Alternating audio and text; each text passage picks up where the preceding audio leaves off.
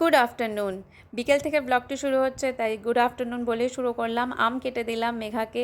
খিরসাপাতি আম মানে হিমসাগর আম যেটাকে বলা হয়, খুবই টেস্টি। আর এটা কিন্তু আমাদের বাড়ির উল্টো দিকে যে বাড়িতে বড় আম গাছটি আছে, দেখবেন আমার ব্লগে মাঝে মাঝে দেখাই, সেই গাছের আম সত্যি সত্যি খুব টেস্টি। আন্টিদের গাছের আম প্রতি বছর আমরা কিনি। তো যাই হোক, মেঘা আম খেয়ে পড়তে চলে গেল। ওকে পড়ে দিয়ে ফিরতে ফিরতে আমার অনেকটা সন্ধে হয়ে গিয়েছিল।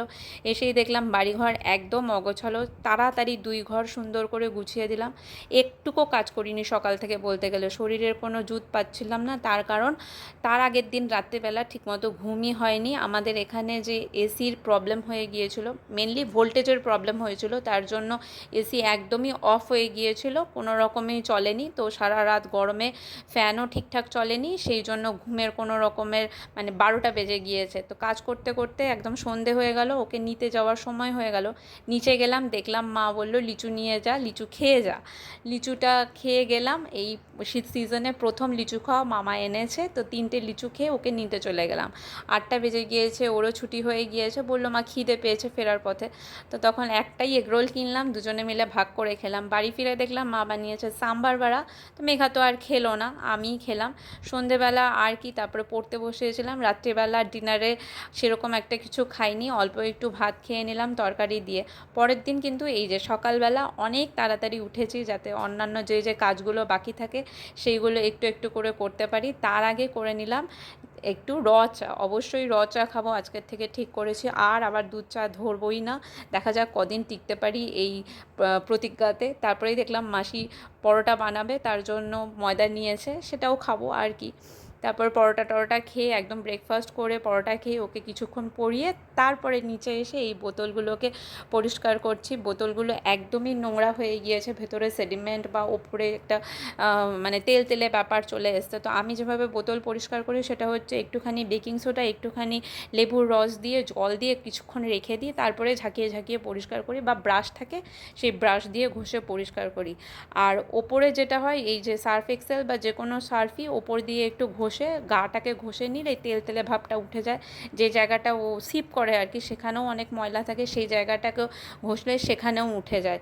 তো সেইটাই আমি সেইভাবেই পরিষ্কার করি। অনেক সময় ব্রাশ দিই, কিন্তু আজকে ব্রাশ দিই না। আবার এক এক দিন করি কি 10-15 মিনিট রেখেও দিই ওই মানে বেকিং সোডাটা দিয়ে। তো আজকে আর রাখিনি, খুব তাড়াতাড়ি করে দিয়েছি। তারপরে ওটা হয়ে গেলেই দেখলাম বাবা বাজার থেকে লিচু নিয়ে এলো, খুবই ভালো লাগলো আর কি। তার এই প্রথম সিজনে এই লিচু আনা হলো বাড়িতে।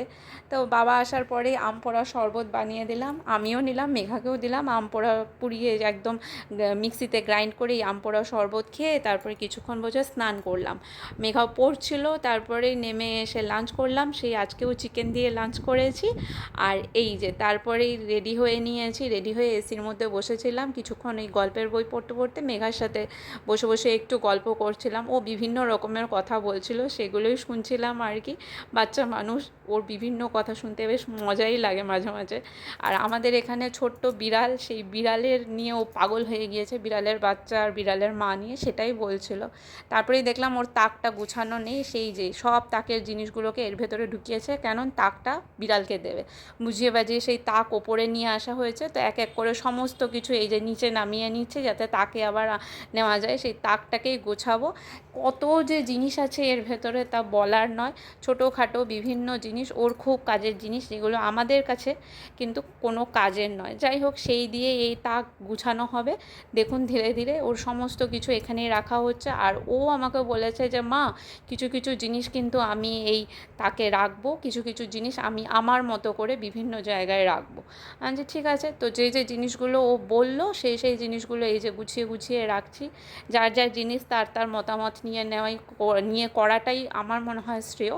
তো ধীরে ধীরে ধীরে ধীরে এই লাল তাকটাকে গুছাচ্ছি। এই তাকটাকেই নিয়ে গিয়েছিল নিচে, যে এই লাল তাক, এই লাল তাকে বিছানা বানিয়ে দেবে বিড়ালকে। যাই হোক, সেটা তো বুঝিয়ে বাঝিয়ে কোনো রকমে নিয়ে আসা হয়েছে। তবে একটা স্যাড পার্ট, আমাদের যে বিড়ালটি, সেই বিড়ালের মানে বিড়াল বলতে কি, এসে খাওয়া দাওয়া করে, পেট নয়। তো তার দুটো বাচ্চার মধ্যে একটা বাচ্চাকে একটা হুলো একেবারে কামড়ে কালকেই আমাদের সামনেই মেরে ফেলেছে, কিছুই করতে পারলাম না।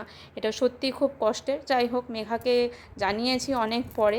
তারপরে ধীরে ধীরে ওর সমস্ত জিনিস আবার যেগুলো যেগুলো তাকে রাখার বলল সেই জিনিসগুলোকে রাখলাম। তারপরে মেঘা রেডি হয়ে নিল, আমিও সুন্দর করে চুল টুল বেঁধে ওকে নিয়ে চলে গেলাম পড়তে। আবার পড়ে ওকে নিয়ে আসবো।